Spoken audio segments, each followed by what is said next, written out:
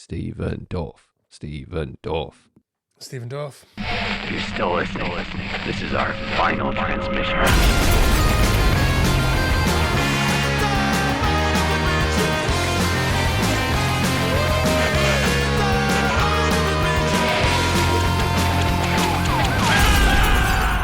We're here, Jamie. Oh, we are here, Sam. Bringing a bit of Friday night to your Monday morning commute or whenever you're listening to this. It's Friday night for us. It is. I mean, at this stage of my life, every night's Friday night, right? I think at this stage of my life, every night it's like a Tuesday. What do you think your motto is nowadays? What's your raison d'être? You are really putting me on the spot early doors here, Sammy. Would you say raison d'être or raison d'être? How would you... I would say raison d'etre. What the fuck? There's no consistency here. My raison d'etre is chorizo. I'm sure there's a lot of listeners out there who feel exactly the same. Yeah. My motto is watch a movie bed by 9, I think. That's good. Are you reading in bed or are you straight into the land of sweet slumber? Neither. I'm scrolling TikToks, watching Matt McCarthy watch videotapes, mostly. Okay. All right, that's pretty good. Yeah, that's pretty much it, right? Yeah. What are you doing in an evening? In an evening? Oh, Yeah. shit. Or of an evening if you're some people. I try and do, healthy things like physical activity, and I try and enjoy, a balanced lifestyle, but I fail on a regular basis. So normally we cook and then we do something fucking absolutely thoroughly mediocre. And I'll probably work on music for the most part and not get anywhere. You get plenty of places with music, Sam. Yeah, know where I want to be, but ain't that the way? Ain't that a kick in the head? You get into the ears of me and thousands of others like me. Well, that's nice. Speaking of ain't that a kick in the head, are there any good Dean Martin movies apart from Rio Bravo? Yeah, there's loads. Really? All the stuff that he did with Jerry Lewis is amazing. Some of it's great, yeah. Are there any good Dean Martin horror movies? I don't think Dino was ever too into the horror side of things, was he? He could have been great. It's the only way we'd ever get my old man to listen to this podcast if there was a Dean Martin horror movie. Yeah. Ain't that a kick in the dick? Ain't that a kick in the dad? Anyway, we're not talking about Dean Martin today, nor are we doing a deep dive into our thoroughly mediocre social lives. We are talking about the 1987, who knows what this is, kid horror adventure flick, The Gate. Yeah, I think we should start off by saying that we were meant to be covering The Town That Dreaded Sundown this week. Oh, you're gonna make me come clean, are you? I'm going to make you come and then clean. You and everyone else, Jesus. Wow, we were gonna do The Town That Dreaded Sundown, and I have been looking forward to watching that movie for nigh on a decade. I think it's been on my list. I've been bubbling towards it. I've been fucking savoring the wait. I've just been edging my way to The Town That Dreaded Sundown, and then I watched it, and holy fuck, does it blow ass! My God, It's so funny. It's so funny. Like, I think it's perfectly fine. I'm not particularly effusive about it like I am with some of the films that we watch, but I think it's fine. Oh, I was fuming about it. It was... The trombone scene is probably the best bit. If you've seen it, listeners, you know what I'm talking about. If you haven't, maybe just YouTube trombone scene. Yeah. I mean, if you don't even need to put the movie in, just that. But fucking hell did it plod. It was guff. And we're not here to talk shit about people's art. We're here unless to it's talk shit about Ewan Stephen McGregor in Dorff. it. No. So I don't want to fucking cover The Town That Dreaded Sundown because I have almost nothing positive to say about it, and that's not who we are here at Final Transmission. Am I right, Jamie? You are so right, Sammy. So we're going to talk about The Gate instead, which Fuck yeah. is a film that I can be effusive about. Well, that's good news. This was on the list, so I think I picked it, but you picked to bump it up the list in lieu of The Town That Dreaded Shitbags. So The Town That Dreaded Sundown where nobody in the movie dreads sundown and nothing fucking happens. Yeah, the 40 town that minutes went in. about its business. Yeah, despite there being a bag-headed, trombone-wielding murderer running around the swamps awkwardly. The only good thing that came out of that movie is Friday the 13th Part 2. Yeah. So the less said about that, the better, because I'll just be a whingy little moan bag. So the reason I wanted to do The Gate is not... I don't want this to be like The Gate subbed in for a shit movie by default. I've wanted to watch The Gate for way longer than I've wanted to watch The Town That Dreaded Sundown, because it was a classic VHS cover just out of reach when I was a child. I mean, this came out when I was fucking 2, sorry. So it was just lingering in the video shop in the like retro corner in the old horror movie section of TVL, All-Star Video, shout out Haverhill. And I just never, I don't know why. I mean, it was like a 15, I guess, or maybe even a PG or something. I just never rented it. It's definitely a 15. Here we are. Is it? Okay. Because I remember being like, why is this a 15? This film is obviously made for children. Right. Because it's the scariest thing ever if you're 12. Do you know, like, when you're too young to watch horror film, like, a big thing that's wrong with me is that I watched a bunch of horror films that I wasn't old enough to understand or be scared of because I didn't understand why they were scary. Sure. Like The Exorcist and stuff like that. Mm. I watched it and I was like, that's not scary. It's just a bunch of stuff that happened. And Right. now I'm older, Rosemary's Baby, and like now I'm older and I'm like, okay, I understand why that's scary, but I've already had the it's not scary experience, so it doesn't, it doesn't come back round. Whereas when I was that shitty little kid watching horror films, if I had seen The Gate at that point, I would have been as traumatized by it as I was by the first Nightmare on Elm Street. Yeah, you'd have been fully poopy pantsed. Yeah, because it's just like, it's thoroughly designed to just be the scariest thing ever if you're the same age as the lead character, Stephen Dorff. Yeah, for sure. And I think that's one of its big strengths. I'm finding that, generally getting older, like I'm rewatching all of Star Trek The Next Generation, and a lot of the episodes that I thought were fucking dick pump when I was a kid are great now because I fully understand them. Like when Picard goes back to his childhood home on the vineyard and, reconnects with his brother, I was just like, skip it when I was a kid. No one's fucking doing anything. No one's fighting. What's happening? Where are the aliens? Yeah. And now as an adult, I fucking cried twice during that one episode. So these things bear revisiting. We don't always, we don't always get them on first watch. Yeah. And I was deprived the opportunity to watch this as a wee whippersnapper. So I gave myself a little movie night with this one. I made some popcorn. I put my feet up and I just soaked it up. Nice. Well, I'm glad that you finally got to tall enough to reach the top shelf of the TVL All-Star Video. Too right. And rented The Gate.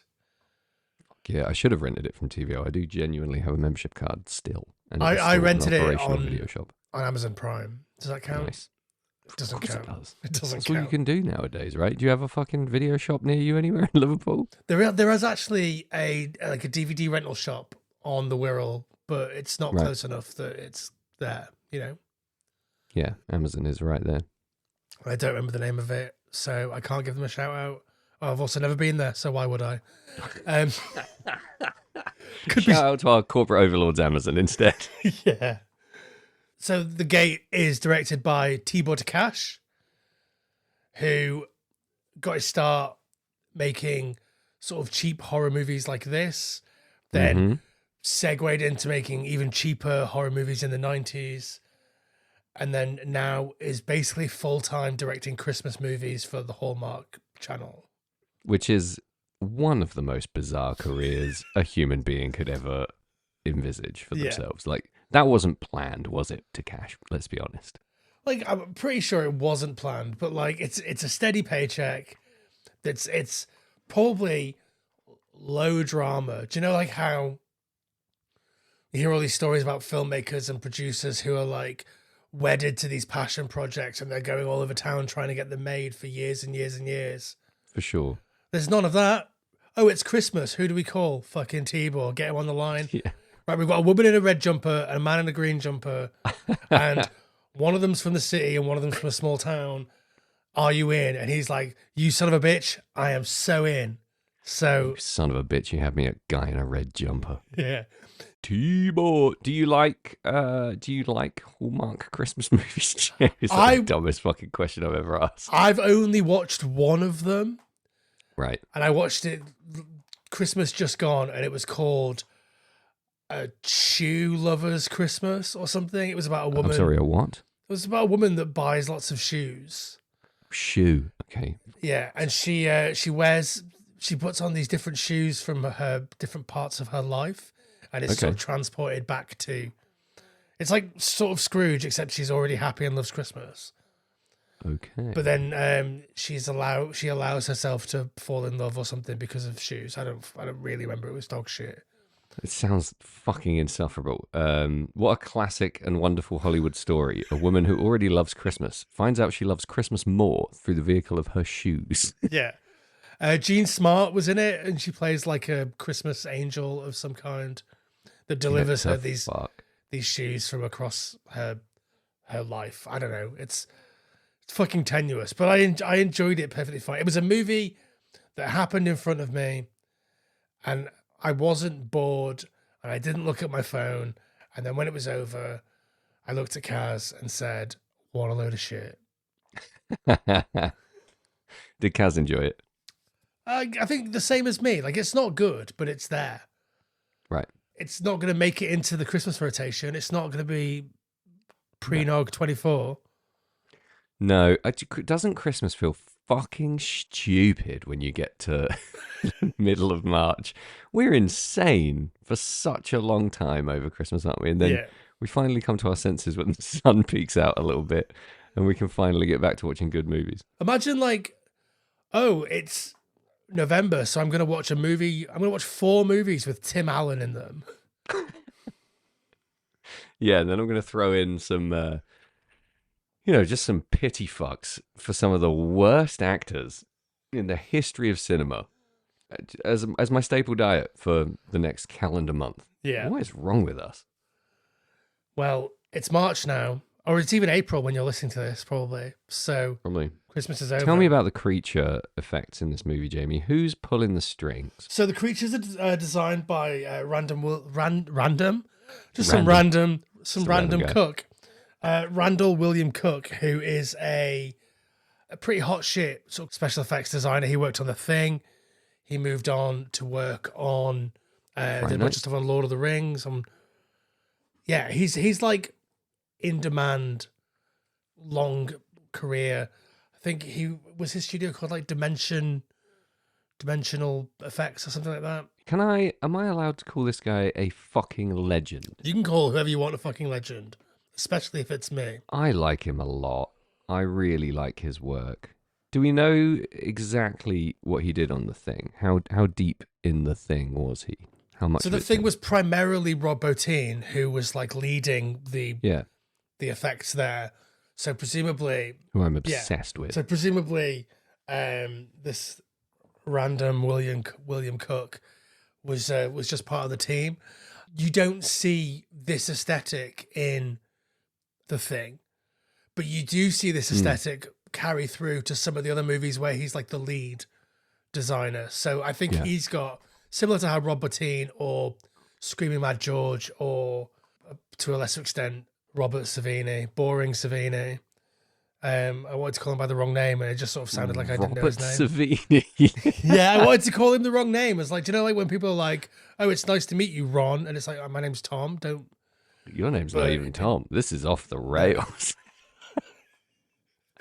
Yeah, but I wanted to call him by the wrong name, and it didn't really work. So I'm gonna start calling you Tom Savini. Sorry, Ron. The trick here is this guy is stop motion to his core, right? A lot of his stuff is stop motion. A lot of it is like special visual effects and a lot of like my favorite stuff, like electricity on screen and like trans-dimensional effects and stuff like that. Seems to be his bread and butter. Yeah. Well, let's get into the effects in a minute. Why don't you drop a quick synopsis, Sam, and then we'll take a break, and then we'll come back and we'll get sticky. I knew you'd do that. I knew you'd make me snops it. And that's why I didn't prepare. As far as I can tell, a couple of kids accidentally open a gate into a hellish dimension in one of the kids' backyards. And they do this through a wonderful and mysterious confluence of strange childhood alchemy that involves heavy metal records, reciting an ancient ritual, and just kind of being in the garden. And from this transdimensional rift spew forth minions and demons, wreaking havoc on a small suburban neighborhood. Do they make it into the neighborhood? They sort of Mostly hang just around the the house, house. don't they? Yeah. We got a lot of nice establishing shots of a suburban neighborhood, so I thought I'd push my luck. No, pretty much entirely in his house. One of the things I wanted to ask you is, like, spoiler alert here. We're getting into spoilers before the advert, but at the end, like, hell, the smokes of hell is like billowing into the neighborhood. Yeah. And like, does anyone notice? Does anyone even look out the window in this neighborhood? Does anyone else even live there apart from those twin girls with the bad hairdos? I don't think anyone gives a fuck. I mean, that is a bit of a spoiler, I guess. So sorry, everyone. We did promise you a break before we'd spoil the movie, but fuck it. Should we spoil away?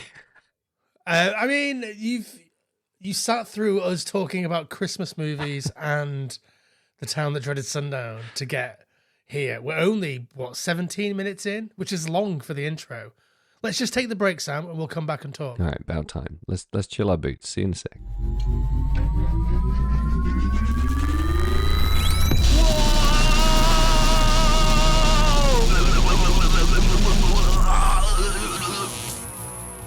Whoa, holy shit.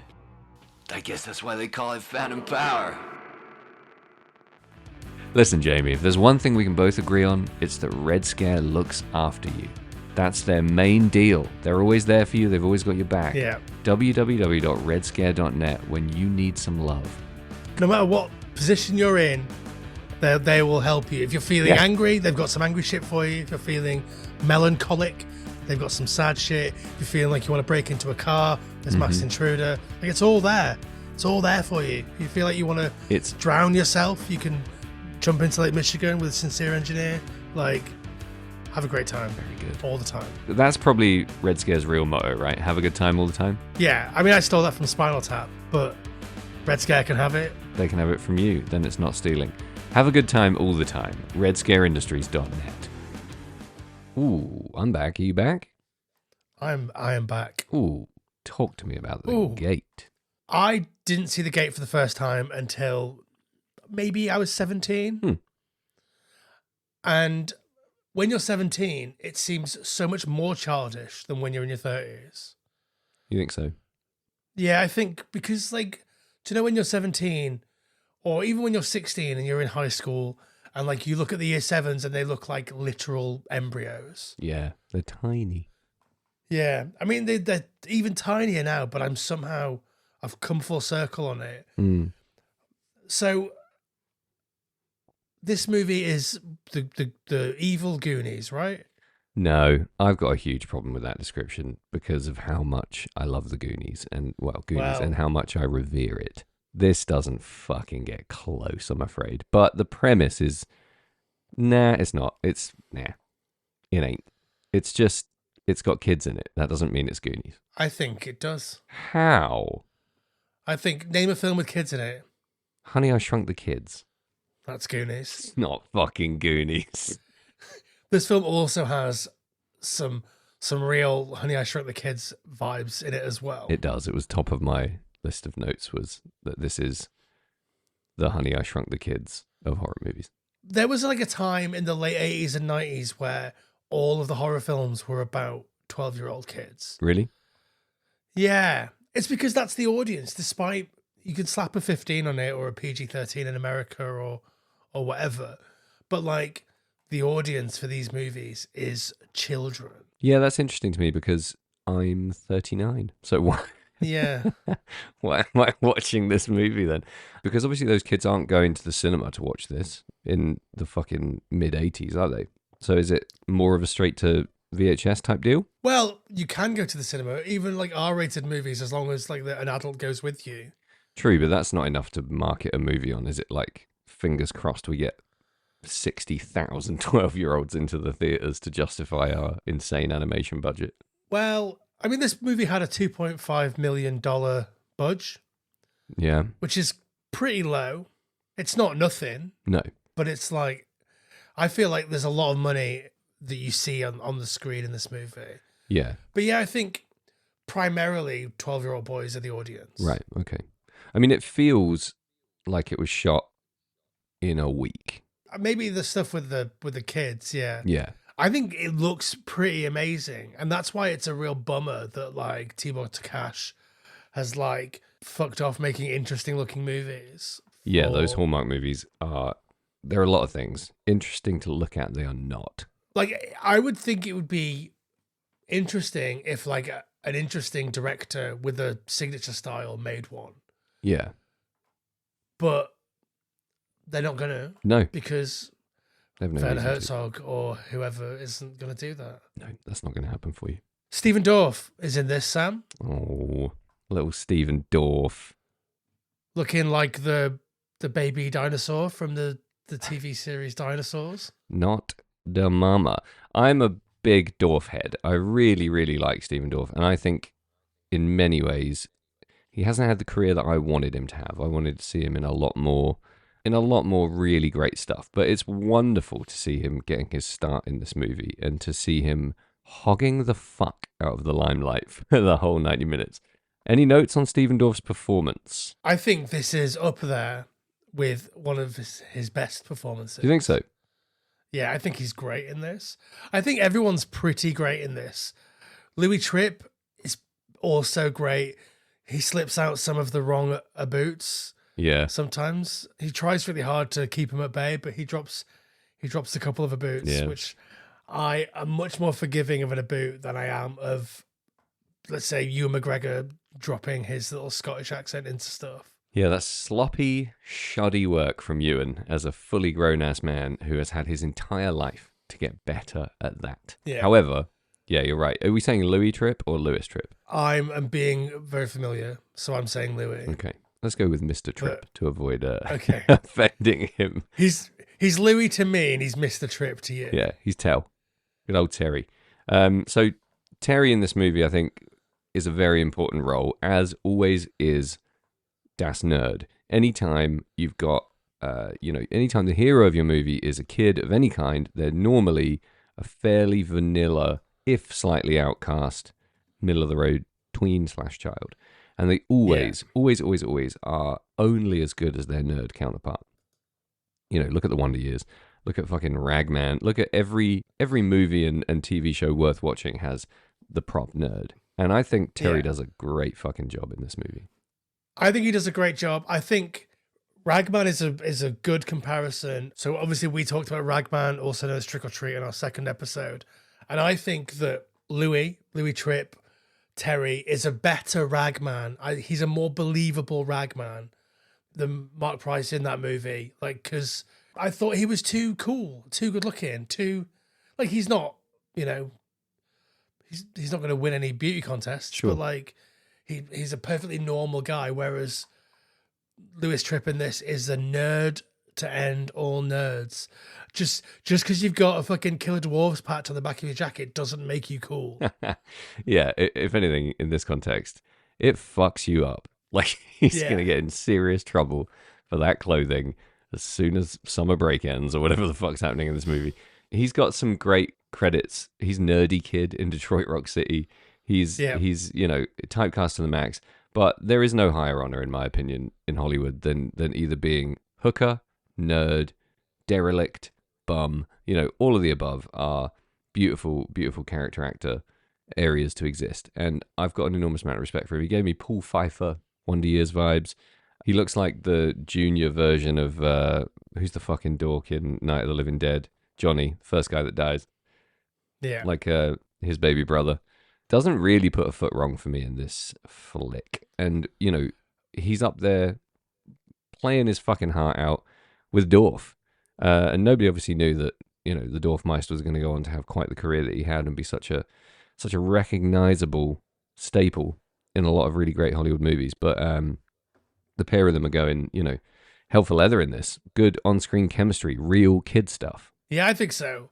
When you think of Stephen Dorff, what's the movie that comes to mind? Well, his career-defining performance for me is as Jerry Lee in The Movie Life. In The Motel Life. I've got The Movie Life on the brain. I'm going to see him on Sunday. The Motel Life, which is an adaptation of a Willy Vlottin book, his debut novel that I absolutely love.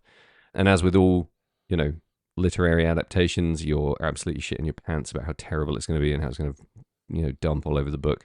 It's one of the most faithful and beautiful book adaptations I've ever seen. And he plays a character that I absolutely love in that film. And he just brings him 100% to life, adds so much to the text that it's based on, and just does it justice in a way that is really beautiful. Paired with Emile Hirsch and Dakota Fanning in that movie, well worth a look if you get a chance. It's fantastic. I've never read a Willy Vlottin book. Have you not? No, I listened to a couple of records back in the day. Nice. Yep, very much worth getting into. Every single book of his is a hit. Richmond Fontaine, fantastic band. The DeLines, fantastic band. The guy is a fucking genius. But for him to step into that role, you know, brings enormous scrutiny from fucking nerds like me. And he absolutely annihilates it. It's heartbreaking. So that's my go-to Dorf. I don't know, man. I mean, he's just normally a very strong supporting actor, isn't he? Yeah, my Dorf memory, or like my go-to Dorf, is probably Blade. Yeah, fantastic. Great in Blade. Which Blade's in? Is he in Blade Trinity? I can picture him in... No, he's in the first one. He's in the first one. Okay, cool. Oh yeah, of course he is. Deacon Frost. Yeah. He was in the season of True Detective that I didn't really like. Oh, yeah, I loved him in that. I thought he was, again, fucking beat perfect in that. I thought he was great. I just didn't really like what happens in that season. It's most people's least favourite, I think. Yeah, I mean, people hated the second season, didn't they? And then they got over themselves and realised it was fucking great. Yeah. He brings it in The Iceman. He's the brother, isn't he? Yeah. And I also rate him in Uwe Boll's Alone in the Dark adaptation. Oh, yeah? He's pretty fucking good in that. I think he's cool. Nice. He's acting his arse off in a film that has a 2p budget. Like, he does that, yeah. He's in some absolute shite and he always lifts it up. Officer Down, not a good movie, and he's fucking great. He's in the Aerosmith video for Crying. He's in some fucking garbage music videos, yeah. He's not doing much now, suffice to say. But it's weird that he didn't get a load of shit, like a load of roles off the back of True Detective. Yeah. He nailed it. Well, that's why I find him really interesting, because I think he probably picks and chooses, you know? He's one of those guys who is probably in a position in his career where he probably doesn't have to work much, and is probably fucking chilling and just makes bad decisions. Yeah, I can't, looking at his filmography from the last 5 years, I can't imagine that he's a picky man. Well, I think he does quite a bit of theatre, and he owns a theatre. Right. And he's married to a composer. I think he's more of an artist than an actor, really, I think. And, you know, performers like him get to a certain age and tend to think that Hollywood is complete bullshit for the most part, I think. Do a few bits for a paycheck, crack on doing the things you love the rest of the time. He's already made his millions, hasn't he? I think what's really crucial about him is he has a face. You know, he's one of those actors who isn't, you know, classically fucking what a bunch of bullshit this is, but Hollywood beautiful. But he's got such an expressive and interesting face. And even as a child, you can see that his face is becoming his biggest asset as an actor. There's so much great facial work in The Gate. Yeah, it's insane how much he looks like Stephen Dorff. Yeah. Like he's already Stephen Dorff. Yeah, the shape of his face, the expressions he's making, it's bizarre. It must be weird to look back on that kind of shit as an adult. Let's say you're Stephen Dorff now and you're watching that performance as a child and you're just looking in the mirror still. Like, did you look like you now when you were fucking 8 years old? My beard was a bit longer, but like, no, I don't think so. Yeah. There's some pretty old pictures of me lingering around. Maybe I'll share one with you and you can tell me if you think I look like me. Dig them up. Worth noting at this point, I guess, that there is a Gate 2, right? There is a Gate 2. It's got Lewis Tripp in it. Are you a fan? I think I've only seen it once, and it was a long ass time ago. Yeah. But I think it's meant to be pretty highly regarded in horror sequel circles. So what do you think of the general feel of this movie? Obviously, we're in a weird place, right? Because, like you said, we're watching a kid's movie. But there is some absolutely spectacular gore, visual effects, animation, stop motion, all kinds of stuff in this film that contribute to the zany, wacky adventure vibes and the horror. So talk to me a little bit about how you feel, throughout this movie. It's an hour and 25 PS. Fucking perfect. Yeah, the dream. Yeah, how do you feel when you're in the world of The Gate? I feel very similarly to if I was in Goonies world. Wow. It's unsupervised kids having a weird time and an adventure. Mm-hmm. And I really enjoy that. I think there are moments where things are quite scary, even to me now. Mostly the bug zapper. I find the bug zapper really scary. Yeah. That's like the source of pretty much all the good jump scares. And there's just something really menacing about a bug zapper going crazy, I think. Yeah, it's fun. I think bug zappers were such an alien concept to me as a kid because we just don't have them or didn't have them in England. So they were always really fucking cool. They always set the scene. They always cast that nice, like, purpley light. They always kind of signified backwards locales and, places maybe off the beaten track a little bit. There's always like an otherness to a scene with a bug zapper when I was a kid. So and it's used to great effect in this. And like, I really enjoy the premise of the movie is like the scariest thing that you can think of while your parents are away. Yeah. While you've been left home alone while your parents are away. Yeah. And like, obviously, the journey that the characters go on is like the brother sister relationship getting back on track after she thinks she's too good for him because she's hanging out with those shitty girls. Sure. Who love to drop homophobic slurs. They are some fucking homophobic young women. Holy cow. Yeah. Listen, a lot of F-bombs in this movie. Fuck alive. Yeah, the bad F-bombs. The other F-bomb. Some very disparaging language used in the general direction of our homosexual comrades. So, not cool, girls. Yeah. Also, one of them, one of them has terrible, terrible hair. Terrible everything. These girls are great villains. More so than the demons spewing forth from the bowels of hell. I wanted these girls to get fucking decapitated as soon as possible. Yeah. I think, like, the overall vibe is so...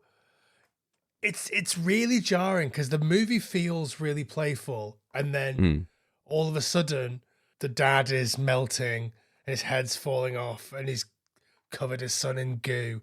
It's like, it's so jarring for like that intensely gory, although the gore is green, so it's not like gore.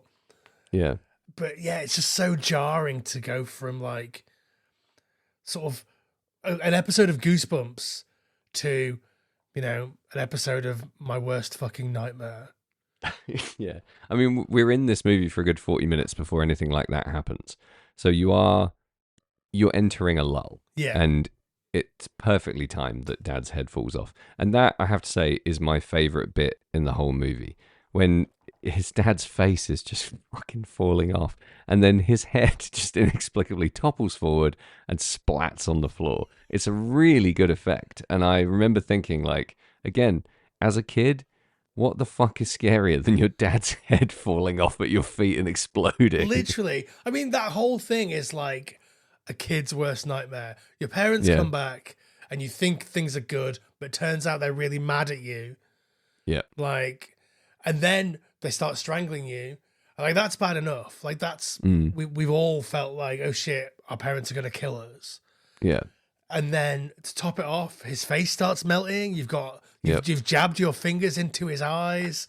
Like, there's goo everywhere, and then his head falls off. Like, it's like, it's so many hats on hats. It just keeps getting more and more grim and fucked up and terrifying. Like, there's nothing scarier. Maybe a zombie falling over and revealing that he's actually 10 little demons. Maybe that's scarier. I don't know.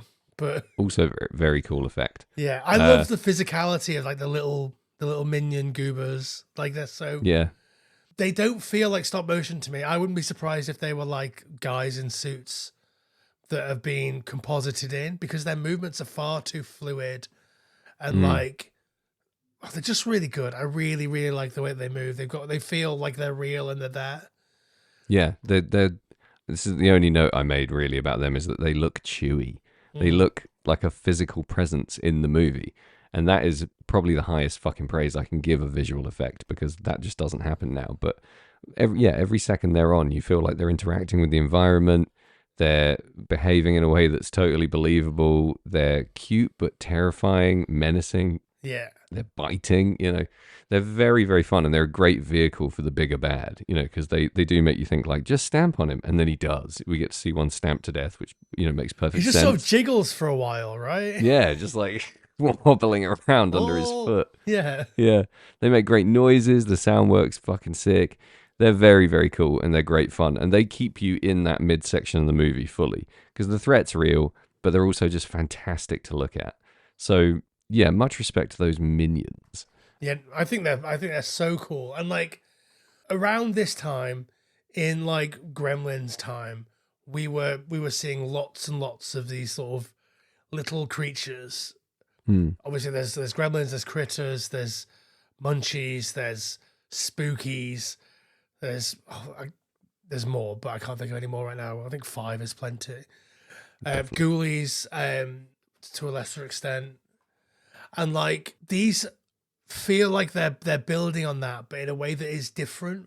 Whereas Critters is like, this is just Gremlins, but different slightly. Yeah. This feels like, I don't know, they feel sort of genuine to me. They feel like they should actually. It doesn't feel like a cheap cash in. Yeah, it's weird because they, in many ways, they look less quote unquote real than Gremlins, which are really quite strong, high budget, actual puppets.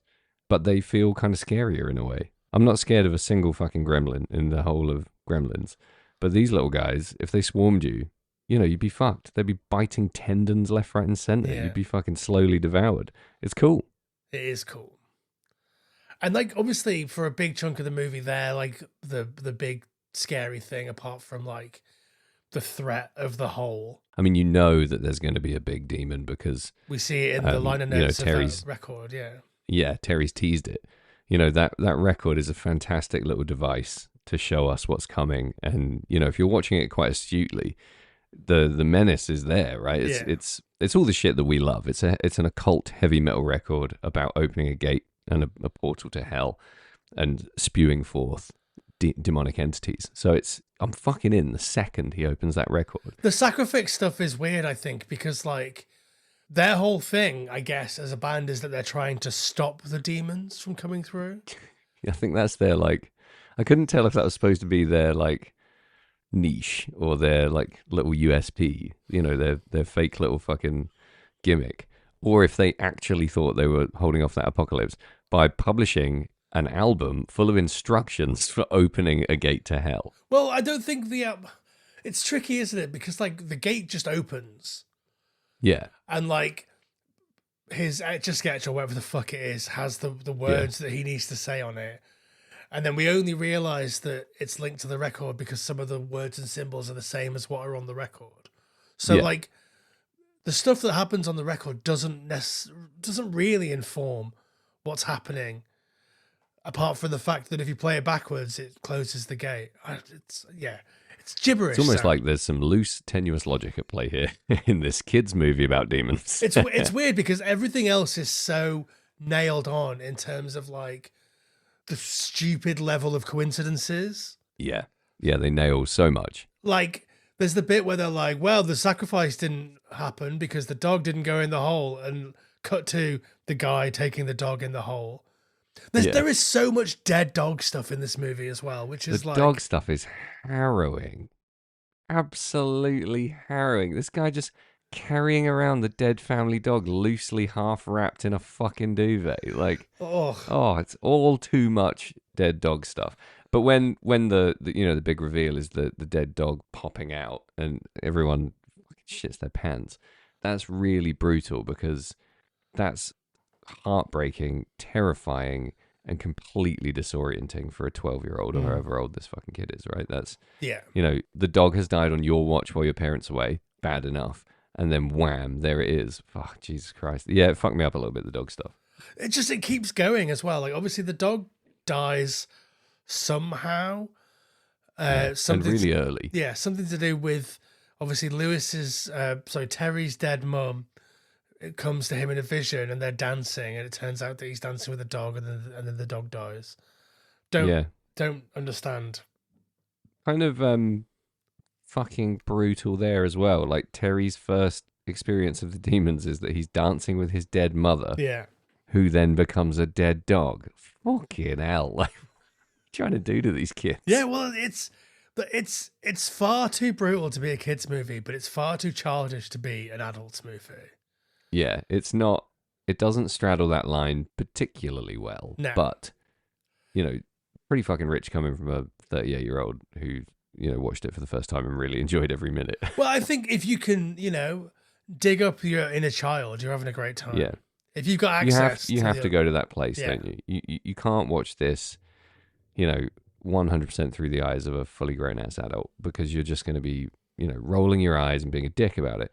If you can get back to that place where really quick zoom shots of little grisly demons on the banisters really shit you up, and if you can still find that cool, Yeah. number one, welcome to the Final Transmission family. Number two, fuck yeah, like that's what this is all about. Nobody's putting on The Gate and thinking, they're in for The Exorcist. Nobody's putting it on really and honestly expecting Goonies, but they are expecting, exactly what it fucking says on the tin. A good old romp. So you texted me when you were about halfway through and said this isn't what you expected. Can you tell me Can you tell me what you expected? I definitely texted you during The Town That Dreaded Sundown, 50 minutes in, and said, why is nobody dreading Sundown? I expected a much more adult film.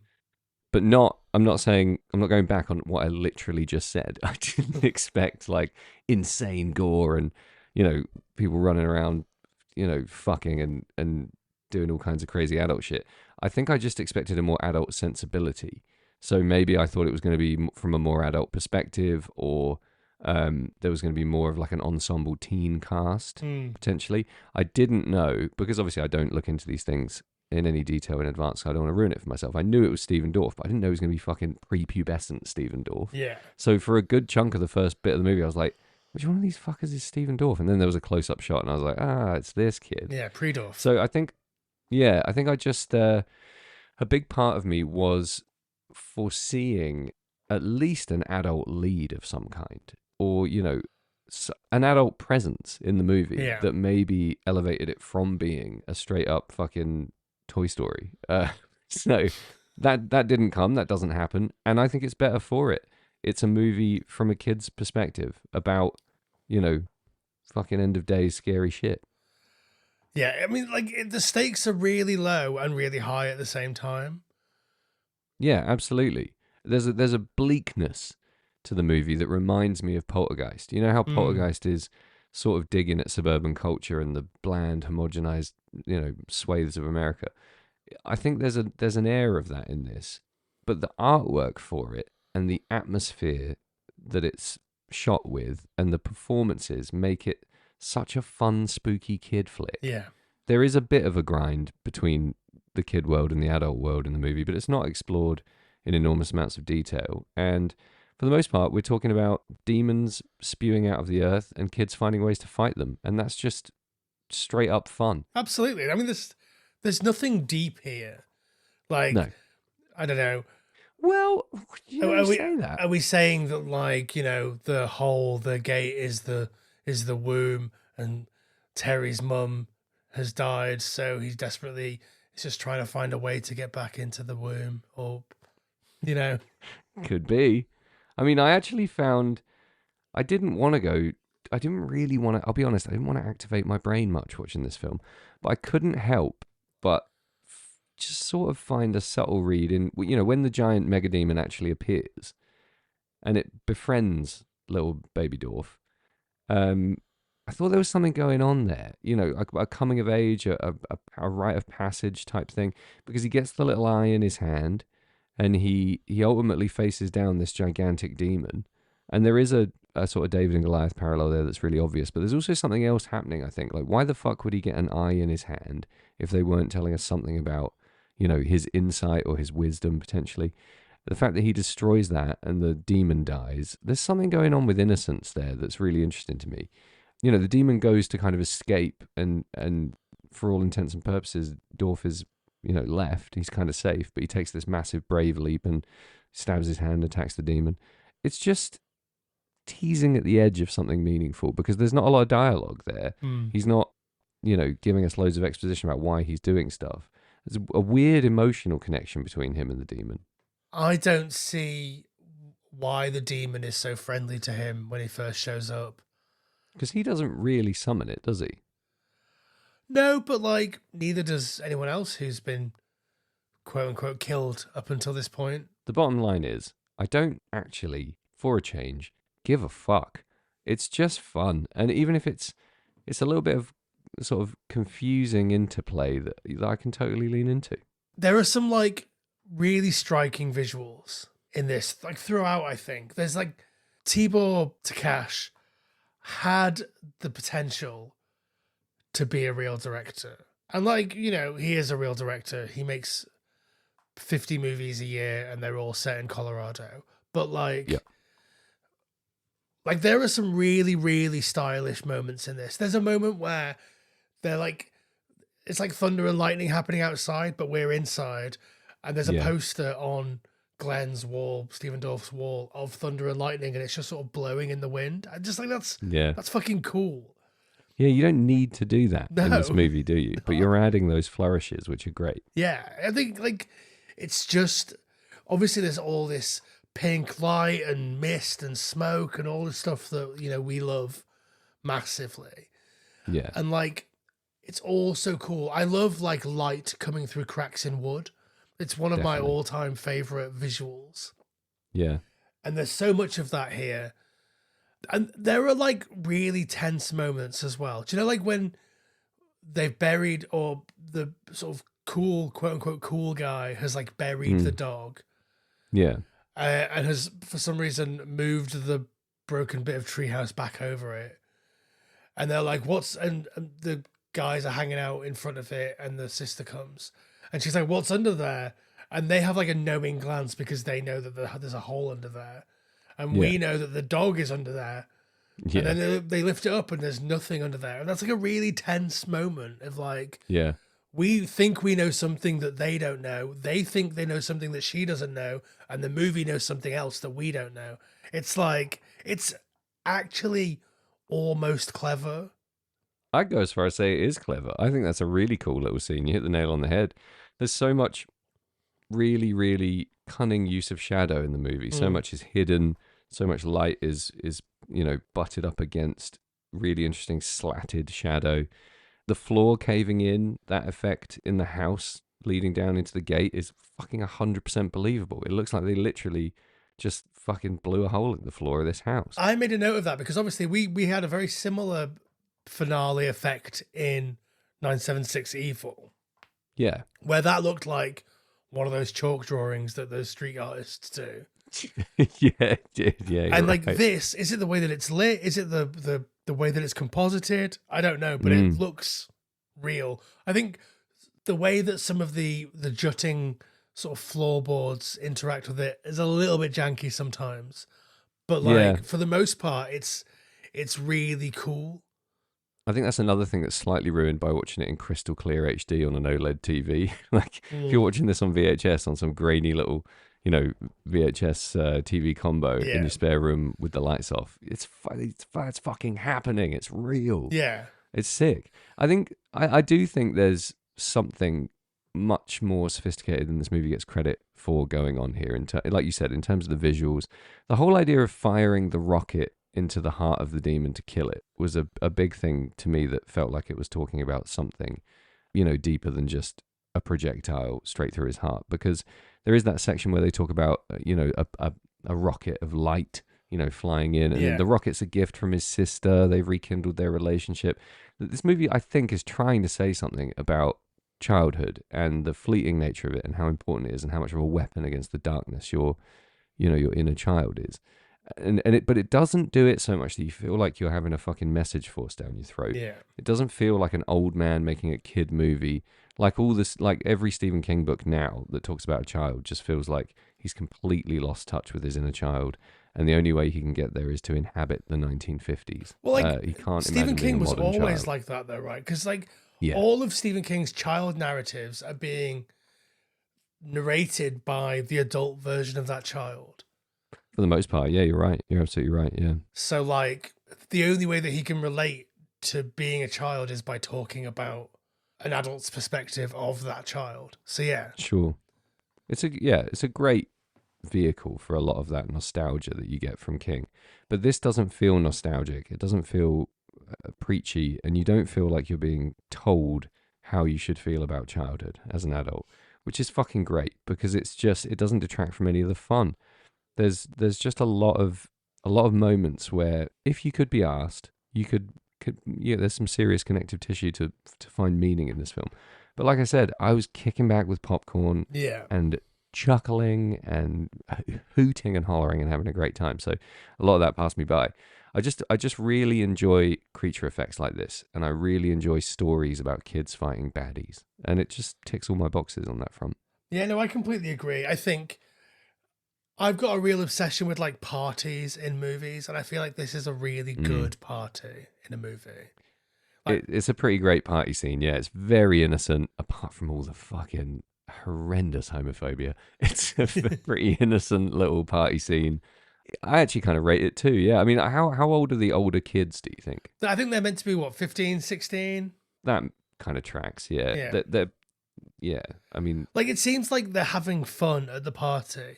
You know, like, Yeah. we watched Friday the 13th 7 the other week, and like, nobody's having fun at that party. I don't want to get back into it, but that party scene is meant to be like that because the main guy isn't there. I know, but nobody's having fun, and everyone's having fun here. And Doesn't like, sound like anyone's having any fun with Friday the 13th Part 7 except me. the little ghost story they tell when the night is quieting down a little bit. I mean, it's gibberish, but like it's believable in that scene. That's a really good sort of ghosty story scene, I think.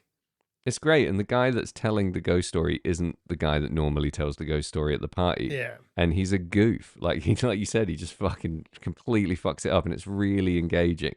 Yeah, I that party scene kind of slipped me by a little bit in terms of like something to sort of hark back to. By the way, lovable listeners, if you want a party scene in a Friday the 13th movie, you go watch the final chapter. Oh baby, is that a party scene? Yeah. Crispin Glover, get stuck in. But yeah, this is a pretty believable little group of kids. I like that none of them are too tropey. Do you know what I mean? You don't really know what to expect. They're all dressed in this kind of slightly off-kilter way that doesn't immediately identify them with a click. They haven't got like, classic tropey ways of speaking or doing things. The best scene is when the two girls have the face packs on and they're having the sort of back and forth with Stephen Dorff. That's really, really funny. Yeah, that is funny. That's very cool, very quick. Yeah, like I buy them all as friends. Like Yeah, me too. and like it's the sort of people that you become friends with when you think you're too good to be friends with the people that you were friends with before. Yeah, weird sort of circumstantial friendships that are a little bit fucking surface level that are going to kind of drift later in life. You're going to realize that they're dicks. And I like that. It's weird. It's weird to have the older kids at that stage in their friendships and that stage in their life in a movie, because normally the friendships are really set. We've got really established character types, maybe shallow depictions of that, but normally they're pretty set, and these feel quite malleable and very young. They look young, they are young, they feel young. It's not a mid-20s cast being tweens. It just kind of feels like they grabbed real kids off the street of a random suburb and said, "We're making a movie about demons. Are you in?"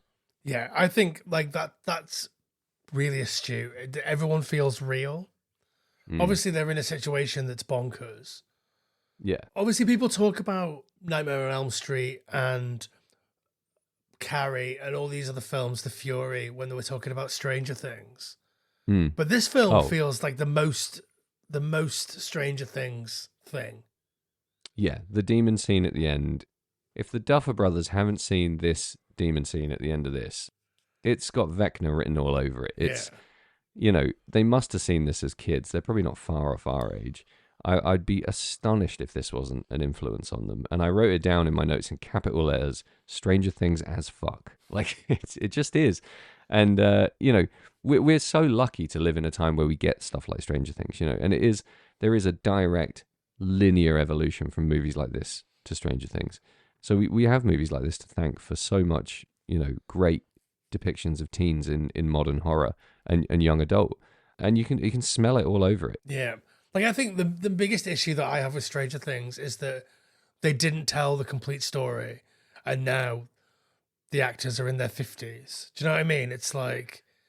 So I mean, they grow up so fast, you know. Like those kids are fucking growing mustaches now. Yeah. Like there's no undoing that. But you know, give me Stranger Things the college years. I'm all over it. I mean, that's going to happen, right? There's going to be...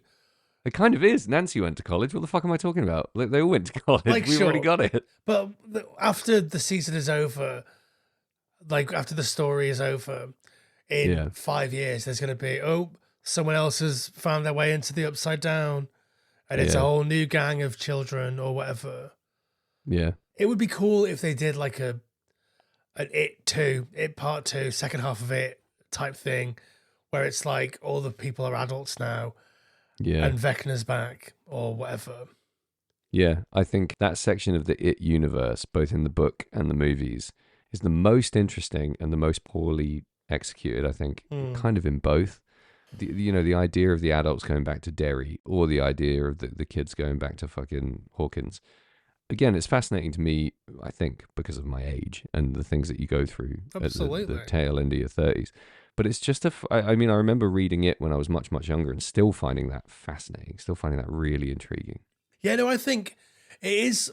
I mean, as much as I only 10 minutes ago slagged off Stephen King for only really being able to write children through that lens, like it is an interesting lens with which to sort of address, especially when you're writing stories about nostalgia or the passage of time or like the yearning for your lost youth or whatever. The movie that I think of that does I've got two movies in mind.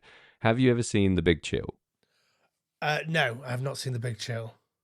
It's one of the best films I've ever seen. I saw it drunk out of my mind on a plane and I bawled like a baby. It was absolutely fantastic. It's adults getting back together after they haven't seen each other for a really long time because they're attending a really close friend's funeral. And the dynamic of the friendships in that movie is 100% real. Like, that movie exists on a transcendent level of performance where everyone in it is fucking wonderfully natural performances and so much chemistry. And the other one I think of when I dive into stuff like this is a little known. This movie will be spoken of poorly and given the unfair label of chick flick. Is a movie called Now and Then. Okay, I've not seen Now and Then. You never seen Now and Then? I thought you were going to go for Ricci? Romy and Michelle's high school reunion. No.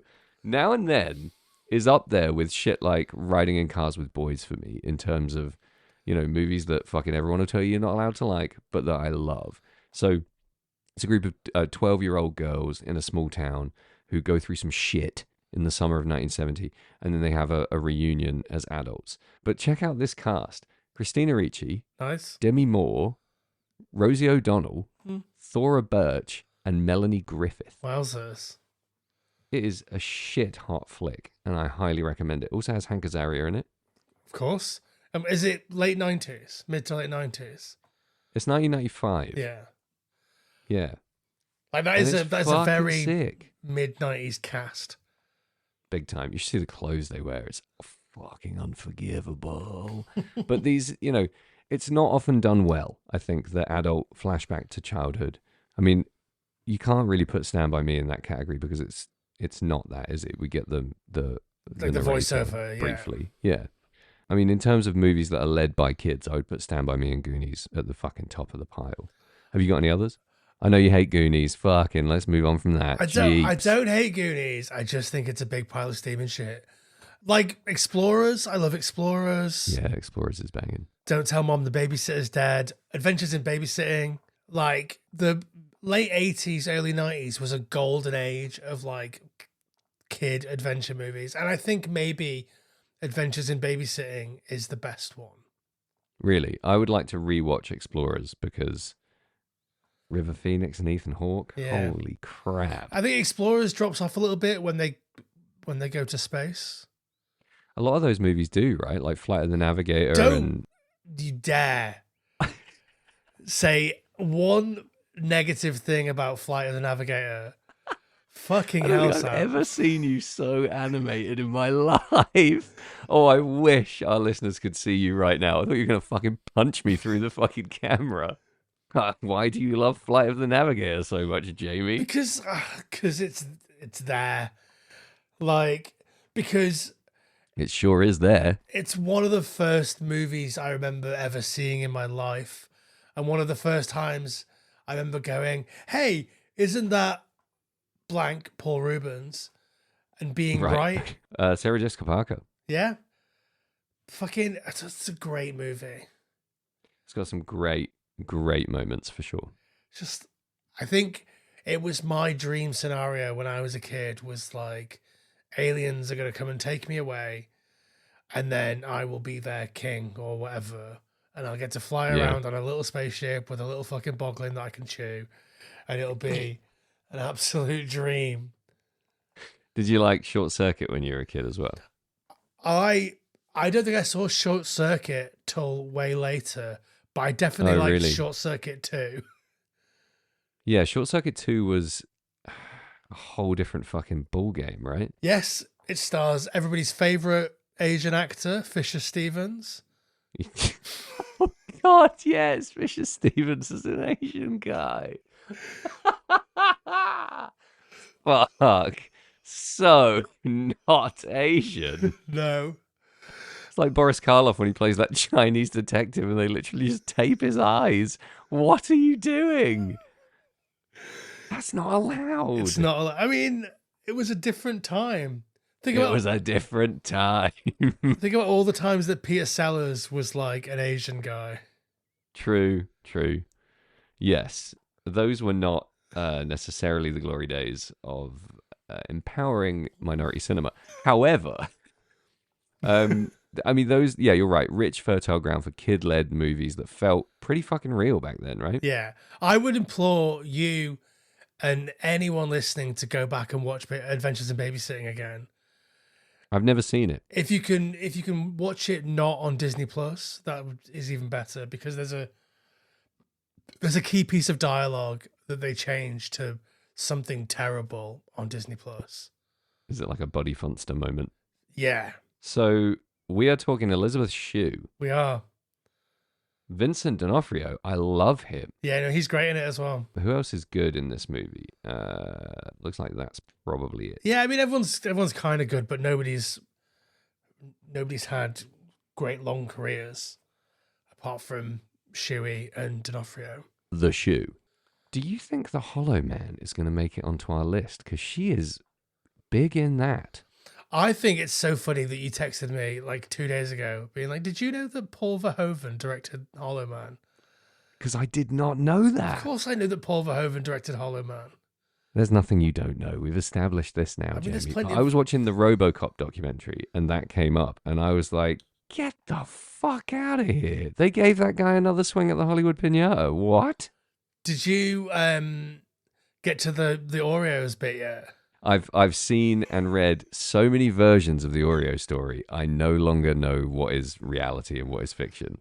But I love the idea that there's so many versions of it out there. At least part of it has to be real. Yeah. Jamie, tell our listeners what the connection is between the saccharine sweet white and brown Oreo cookie and the movie RoboCop. Well, we've gone massively off-piste here, but okay.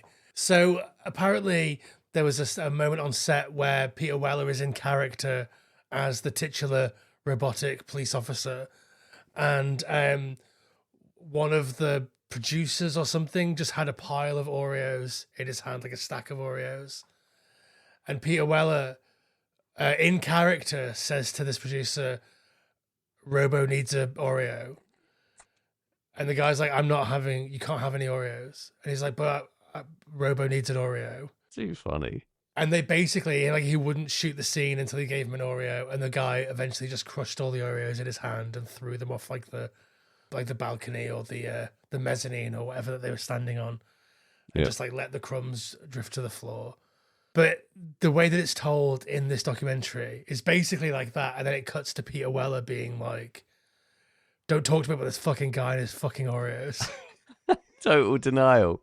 I would never say Robo needs an Oreo. I'm an artist. I'm a ballerina. Get to fuck. You wanted one of those Oreos, you son of a bitch. I think Peter Weller has to be one of the scariest fucking guys in the world. What is this guy's deal? Yeah. He looks like me. He's really scary. He is a scary guy. It's weird because like he was so handsome. Yeah. He was like an objectively very beautiful man, and now he's turned into, I don't know, an angry pile of crumbs. He looks like that. He's so crispy. He is so crispy. He looks like the Hollow Man. He's becoming Verhoeven's nightmare. He's a crispy boy. You're right. I don't know what does that to a man. Yeah, Probably lack of Oreos. excessive substances. Being denied those Oreos sent him into a spiral of crisp. Sam, shall we take a break, come back, and give our wrap-up thoughts about The Gate, the film that we were talking about 50 minutes ago? What's the gate? Where am I? Yeah, okay, let's break this off. Come on, man. Does that thing even work? No. There's nothing out there. It's just dead air. Yes, here we are. We're back. We're back at the cusp of the gate. Jamie, why don't you give us something akin to Jamie's final thought regarding the gate? Okay, my final thoughts, many of them, are this is good. This is a good film. There's so many cool, like, the creature effects literally vary from, like, Goosebumps to, like, the scariest thing you can think of. Like the little hands coming out from under the bed that are all, like, steamy and sticky and sweaty. Ugh. Steamy hands. Yeah. Come on. It's terrifying. The phone melting, like... That's fantastic. Yeah. Bursting into flames in your hand. Like, I think that's one of the best uses of, like, horror phone since, like, Nightmare on Elm Street. That's Freddy's tongue. Yeah. Yeah. Which is also great. Yeah. But not in this movie, so therefore... Why would we talk about something that's not in this movie? I know, right? We've been so on it so far.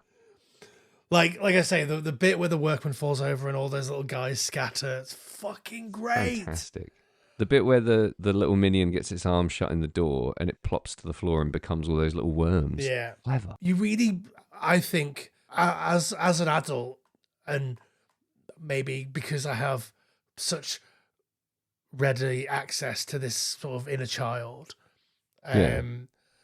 like, I genuinely care about these characters. Like, because you spend quite a long time with them before anything really happens. There's at least 30 minutes before anything starts booting off. There's like the weird little levitation scene. So like we know that something fucky is on the horizon, and like we know that anyway because we've seen the poster. Like, even if you're watching this for the first time, you know nothing about it. I mean, at this point of the podcast, it's fucked. But like, if you've seen the DVD box or the Blu-ray box or the video box or the poster or the thumbnail on Prime or anything, you know what you're in for. But like, there's a good 30 or so minutes where we're just with the characters. We're just understanding that these relationships are a bit frayed. This kid is like 10 years old and has one friend. His friend's mum is dead. Like, there's a lot of exposition that's handled, I think, really quite deftly in terms of like, it never feels like we're being fed stuff. I mean, there are moments where you feel like you're being fed stuff, like when they go in the cupboard and he's like, "Oh, that's my dad's gun. Don't touch my dad's gun. We won't need that later on in the movie." To shoot demons. No, we won't. But like, I mean, they don't. That's movies though, right? Yeah. Fuck me. Come on. Yeah. But like, it's quite clever, and all the stuff in like Terry's room is so much more subtle than like Ragman's room. Yeah. Like, it's like, oh, look, here's a poster of Kiss. Let's linger on the Kiss poster. Here's a poster of Rob Halford. Let's linger on that. And in this, it's like, Yeah. it's just mood and atmosphere in this room. And like, you can see the posters and you can kind of figure out what they are. There's a Slayer poster, but like, you're never like, okay, pause for you to register that this is, you know, who the, Bruce Dickinson or whatever. It's just like, Yeah. You're more like, oh, is that a little bit of, was that Life After Death? Like, it's just, yeah, it's not so on the nose. yeah. And that's what's really interesting here. And obviously, you can come for the creature effects, or if that's how you feel about them. But like, it's the mood that sort of really keeps you going, and it does have Yeah. a really sort of, it's kind of tingly the way that it makes you feel. It's like, ooh, ooh. Yeah. Do you know what I mean? It's like Creepy. yeah, I'm having this kind of scared fun that I would have when I had to walk home through the graveyard when I was 13 years old. Yep. Yep. Giggly chills. Yeah. So, I mean, it's just fucking great. And I would give it 12 little guys in a workman out of 12. That's maximum marks. Yeah. Is that can't be your first? Is that your first maximum marker? No, I think maybe everything but one has been Oh, okay. has been full It's been marks. maximum marks. Yeah. Oh, also, this is the only recorded use of a Barbie doll as a weapon. Is it really? I mean, I said it, so it must be true. You've seen a lot of films. If you haven't seen someone getting stabbed with the feet of a Barbie doll, then this must be. And like, I remember thinking when I was a kid, and I would, you know, see Barbie dolls when I would visit people who had sisters or whatever. And like, I remember thinking like, these feet are pretty sharp. The feet are sharp. So They are straight in someone's eye. yeah. And like, there's another just sort of like, there's so many really cool little moments that you might miss, like when the workman gets his eyes shot out, Yeah. and like you sort of think, oh, he got shot in the face and nothing happened, and then his eyes missing, and you just get to see a bit of the exit wound on the back of his head, and it's not like, Yeah. oh, look at the big wound, look at this absolutely insane gore effect. It's just like, this guy doesn't really exist, so like you can't hurt him, but like Yeah. if you shoot him in the face, he will have a hole in his face. Exactly. Fucking cool. And thus went the conversation with the censors. Like, yeah, this kid-tacular idea of the mythical dead workman in the wall. And you're like, shut the fuck up. And then it pops out and becomes one of the central antagonists that chases them the fuck around. And they're all screaming and running away from it. It's brilliant. Yeah. Really well done. You described a I'm with movie you. as a Scooby-Doo movie once, and I think this is also what I would describe as a Scooby-Doo movie. I would go almost the other way and say, for me, this is a little bit too seriously cool in the effects department to really feel Scooby-Doo like to me. Scooby-Doo for me is just, you know, a ghost on a wire and pulling off some guy's mask in the best possible way. It's very high praise for me to call something Scooby-Doo because of how much I love it. This just feels different. It feels like it's in its own little class.